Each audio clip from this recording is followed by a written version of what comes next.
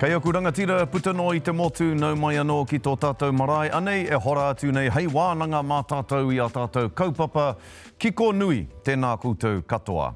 Tuatahi ake ko te uri o Ngāti Porou, te aitanga hauati, te whānau o Rua Taupare me Ngāti Konohi, Robin Kahukiwa. Ringa toi, ringa tuhi, ringa ārahi I ngā whakatupuranga, kai whiwhi te tohu matua o te wakatoi, ko riro atu nei. E te Marae kura, e tangi ana tō iwi, haere, haere, haere atu rā koe. Hoki rawa mai ki a tātou mea tātou kaupapa kei mui a tātou te hunga ora. I tahuna te pire mo ngā mātā pono o te tiriti o Waitangi ki te ahi I te wiki nei. The Treaty Principles Bill was defeated at its second reading on Thursday. Eru Kapa-Kingi was at the forefront of the Toitū Te Tiriti activation. Te Rauhiringa Brown caught up with him to reflect on the journey and what comes next. Mr. Speaker, members of this House can still change their mind. The protest began immediately. Where are the police helping us with this? Parliament security removing a man from the public gallery. This is the place where opinions are given, not from the gallery. This is a grubby little bill, born of a grubby little deal. This bill hasn't been stopped. This bill has been absolutely annihilated. Toitū Te Tiriti.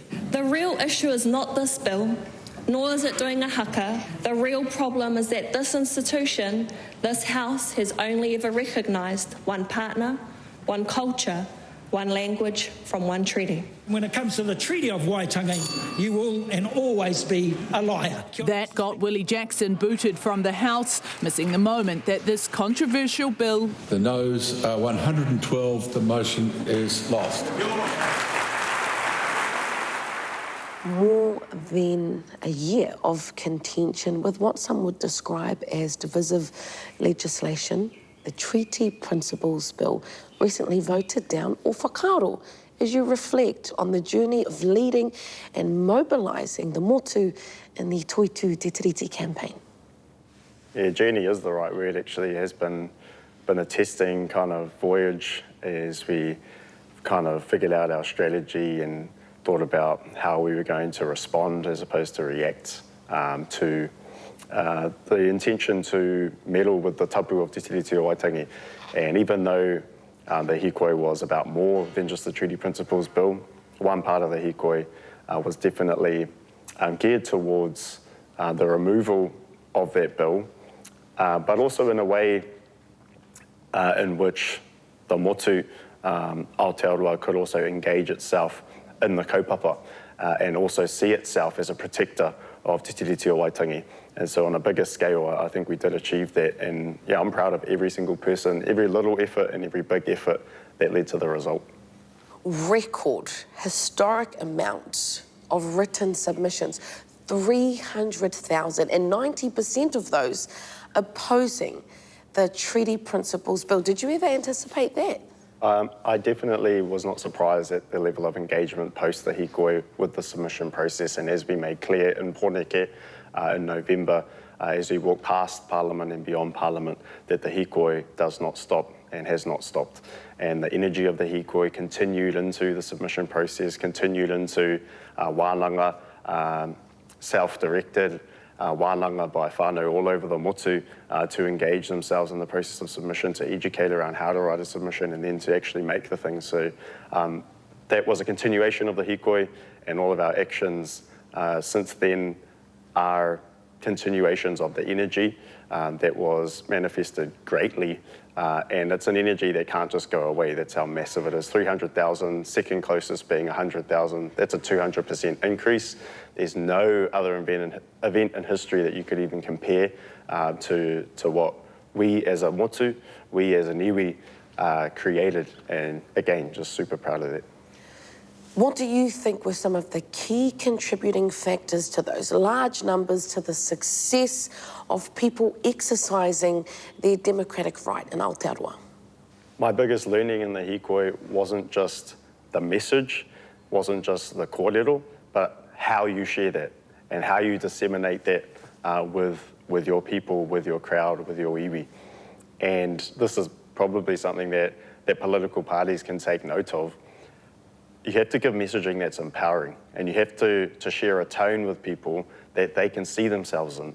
And that's about bringing everyone on the journey and feeling like everyone is able to place themselves in the movement and to place themselves in the moment and be present in that moment. And that's what we, as a movement of Toitū Te Tiriti, will hold on to as we grow and as we move into our future aspirations. That was a big learning. And of course, our ability to use ngā hangarau o te wā, social media, certain technologies that weren't available to the likes of Dame Whina, that weren't available to my uncle Hone and them and all of those who have been a huge part of Māori activations over the years since before I was even born. So to use kind of those technologies now and to grow on those legacies, those were huge learning opportunities and all contributed to the moment. I'm curious to know what type of ripple effect or impact do you think this experience will have on people moving forward? I think that this moment, particularly for the younger and coming generations, has been a moment of permission, a moment of enabling even, and a moment where our whānau can see their own power through the hikoi and through the submission process and through the result we got last week. We revealed to ourselves our own power, and now there's no denying it, right? It's become undeniable, the sort of impact that we can have. And this is only going to grow as we as a population, as Te Iwi Māori, grow not only in numbers but also in courage and also in our own cultural confidence as well, and who we are and in our identity. So I'm excited about that and what that will translate to in kind of political decisions, social decisions, and how we develop, progress and thrive as a niwi.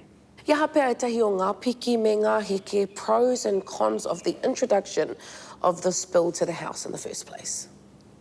The bill itself also revealed a huge gap in understanding and education around Te Tiriti o Waitangi and the truth of Te Tiriti o Waitangi, what it says, what it guarantees, and what it protects.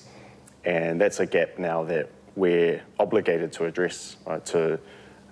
We're obligated to re-educate the miseducation that's existed for generations in Aotearoa.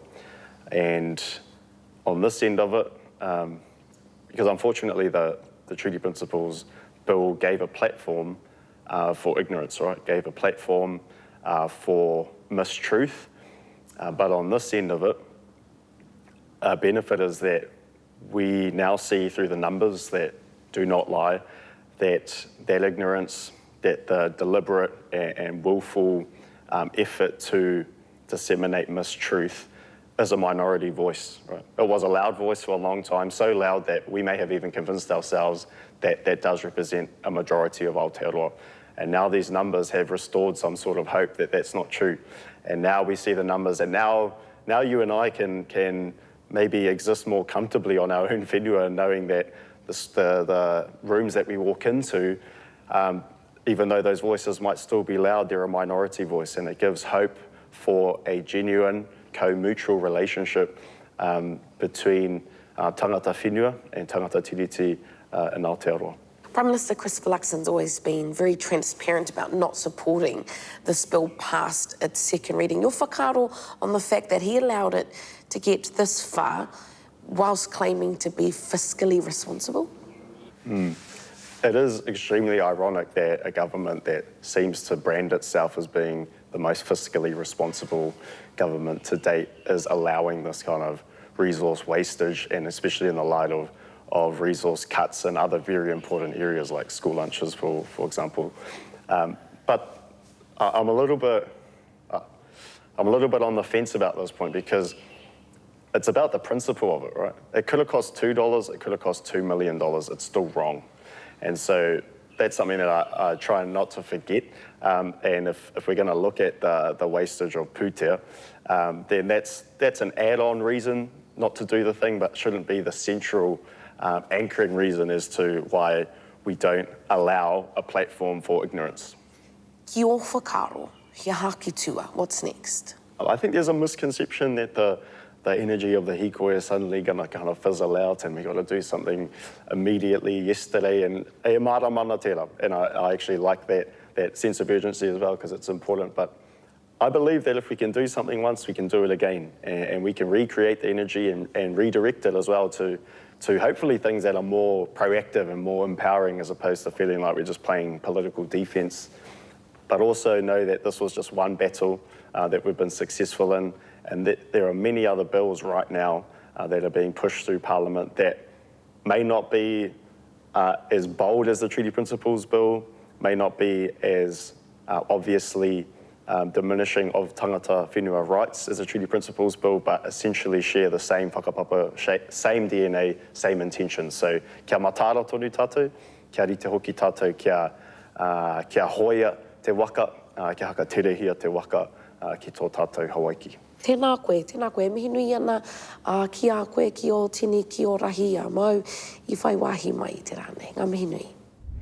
With new laws on the way for online casinos, can the changes curb gambling harm or is it too little too late? This story contains references to online gambling, which may be distressing for some viewers. I cured my panic disorder with just half a lemon. In today's digital age, influencers are the new wave of advertisers. Testing something new while still keeping our skin intact. They connect brands instantly with their followers. It's hard to believe, but I just turned 26 years old. Now they're steering audiences toward a new frontier. Online gambling, untouched and until now uninterrupted. Because Aotearoa authorities had no ability to enforce harm minimisation or consumer protection standards. And offshore casino sites took advantage of this loophole. Many began targeting Māori communities using Māori social media influencers. I get hit up basically every week since, I want to say November. So now, what are we, April? Whilst knowing that Māori are 3 times more likely to be at risk of gambling harm than non-Māori.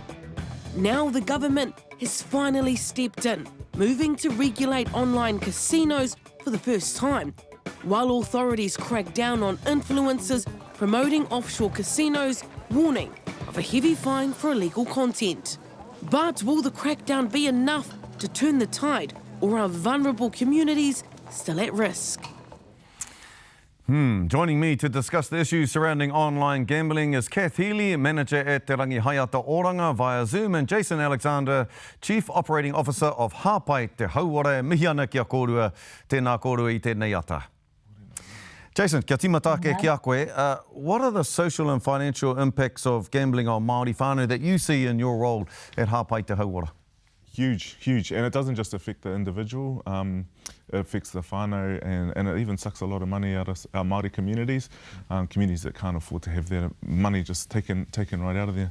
It's quite a hidden harm as well, so often gambling's not a problem until it is, and by the time it gets to that stage, it's can really rock the whole whānau.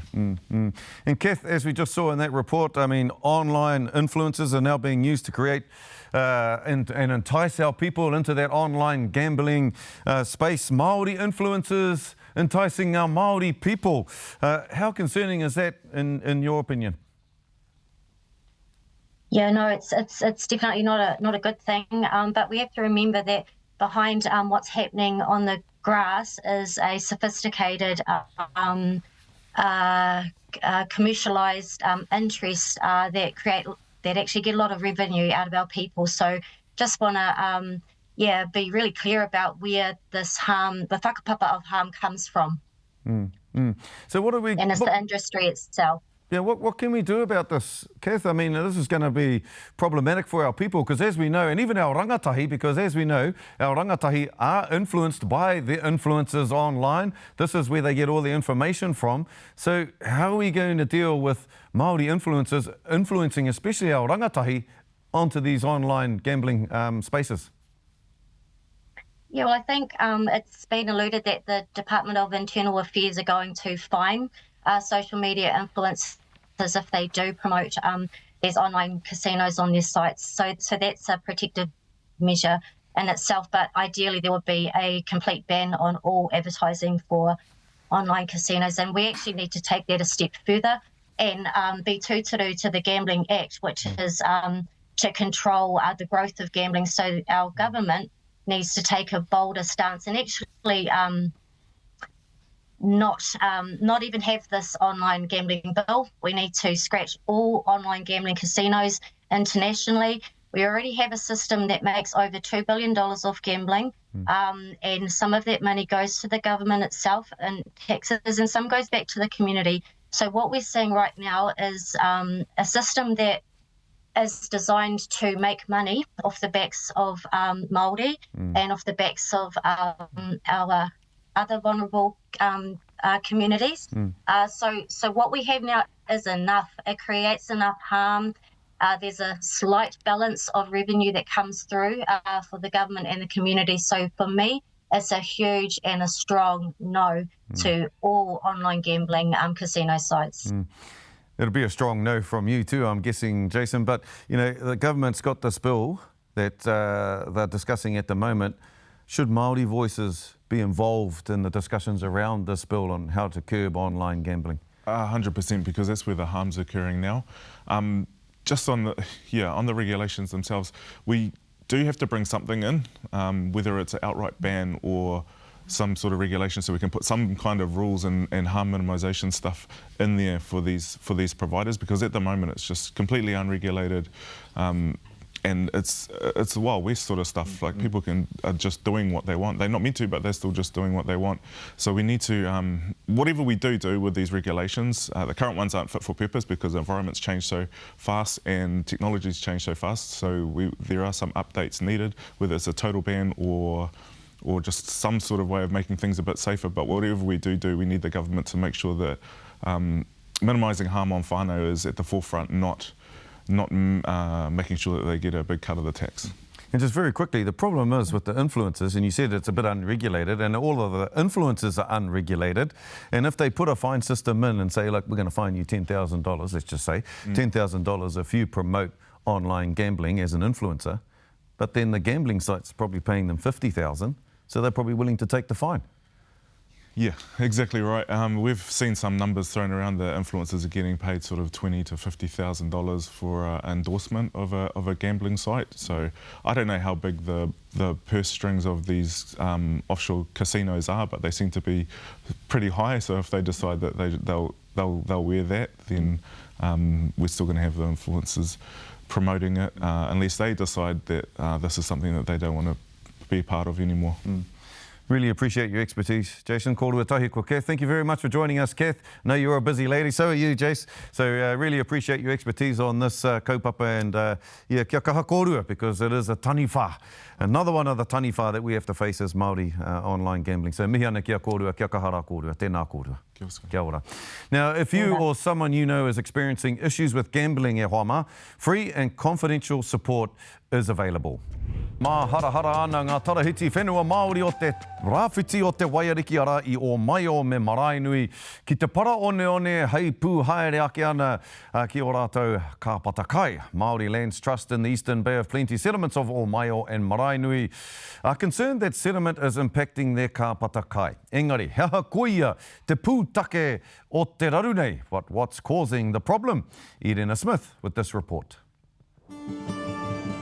To the naked eye, this way and its surroundings are beautiful, clean and pristine, full of kai. But beneath the surface, these tangata whenua say the waters are murky and it's impacting their kapata kai. So we've known for a long time that there's been a problem. So we've seen the kahawai stocks go down, but it's not until we've started to talk to the scientists that we've started to understand what's going on, and that we can trace it back to production forestry on our steep land. Here, as we've been sitting here, I've just picked up these pine cones on our beach, and they're everywhere on our beach. And so where are these coming from? They can only come from one place, the production forestry that's growing on our steep hills, just up in around the back of us. And these two are creating a real problem, where these things will drop seeds all over the place, and then we get invaded by these pine trees that many of our whānau on the coast now have grown to hate these pine trees. There's a poor manu in between there. Oh, yeah. There's mea teitanga tamaki te kapu. Karamia Inslee is speaking on behalf of the Trust of Hāparapara No. 1 and Wikaere whānau, who are also takutai moana claimants. They are concerned that this forestry site is polluting their wai, including the Hāparapara and sacred mouth of the Motu rivers. He te ati whakatūwhera sio mai kia mātana kua te sika te pono te māro tāng kia mātau no koe whakamohimisi. Ko ka korori ki tō ingoa tapu. Amen.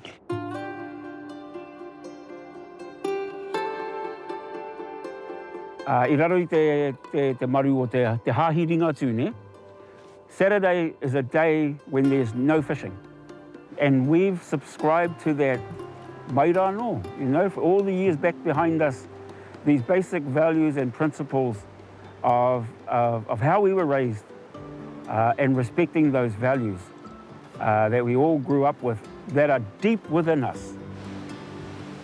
This is a beautiful day for fishing, but there's no one here. Because everybody knows Saturday you do not go to the motu to go fishing.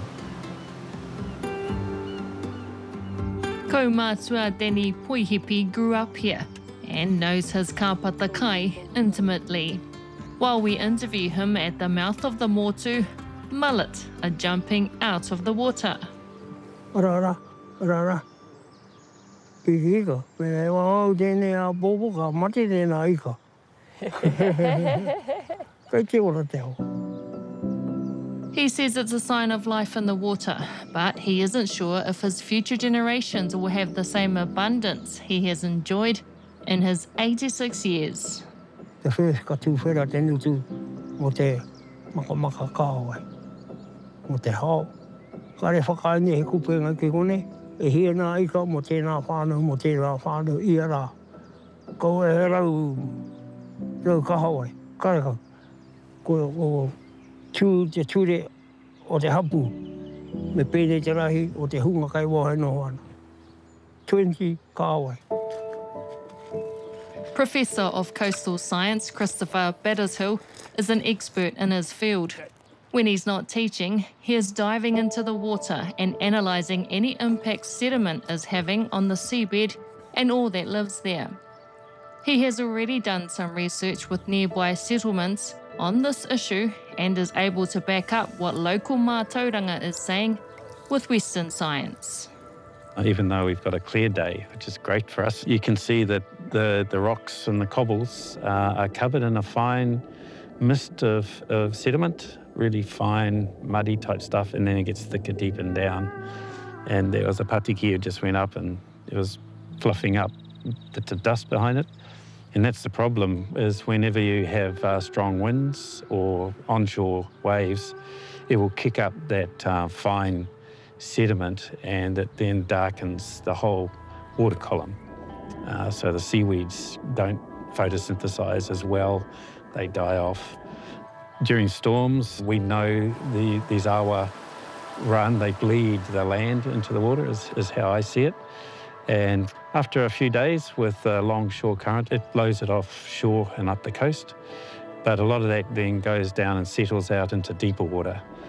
And where there once were, say, scallops, some of the emergent deeper water reefs that used to have sponges and things on them, they're important nursery grounds for fishes, they are getting smothered. And because they're deeper, the waves don't wash that sediment away, so it just gets thicker and thicker. And as you're going up and around the coast, up towards Waihau Bay, Raukokiri in particular, there's a bad river there that's pushing mud out into sea, and then of course all down the Tairawhiti coastline. It just adds and adds and adds as the sediment's being swept around.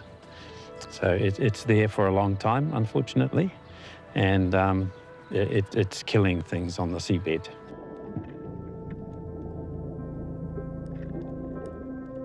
This is a glimpse of what scientist Chris is talking about. This footage was provided to us by a local resident of Waihau Bay, just up the road from the mouth of the Motu River. He heard we were doing a story and wanted to show us what he had seen underwater in his backyard. What evidence is there? The major evidence for us being here is the Mataranga and connections with whānau all over the country, but here most of all because some of the most visible effects and the fastest change seems to be happening in the Moana, Toi and the Tairāwhiti coastline. So how do we know? Our job is to get in the water. We're all divers and see for ourselves, but we're directed by the Mataranga. So that, for instance, they might say that there used to be a mussel bed just out here. We don't seem to be seeing it anymore, and things have changed deeper down.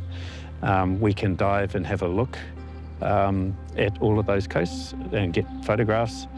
And we're able to also deploy some of these underwater drones, ROVs, to go even deeper and look for us. Inslee says they have engaged in kōrero directly with the Canadian Forestry Company, outlining concerns and also putting some possible solutions to them so that the water can be restored to what it is known for, clean and pristine, a place to get a feed and come back another day for more. Firstly, to stop the problem that's happening right now. That is, to go back into the forests that we see around us here. There's Haupoto Forest over there, there's Omaio Forest on the other side here, to go back into these forests and do whatever they have to do to actually stop this problem from ever happening again, from continuing to happen ever again. That's the fundamental. They've got to stop it. Because if they don't stop it, it'll take generations and generations and generations to fix the problem that we have now in the oceans. The second thing is we want them to fund more science around what the impacts of these things are having on our moana and on our rivers.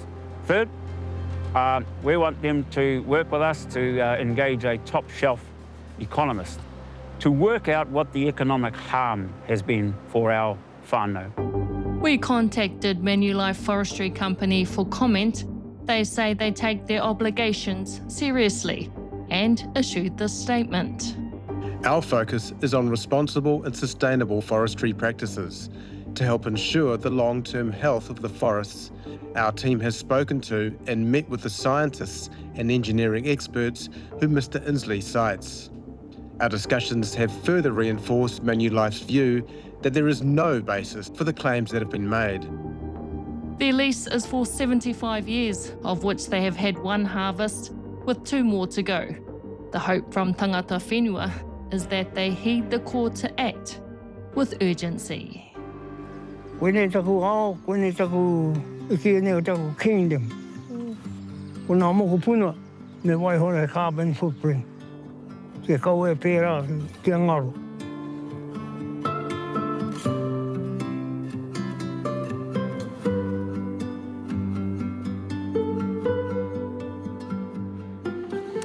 Koe no rei tiwi, that's Marae for this Sunday. Oranga, a te rā tapu e tū mai nei, hei taua wā, e mihi ana kia koutou, kia ora tātou katoa.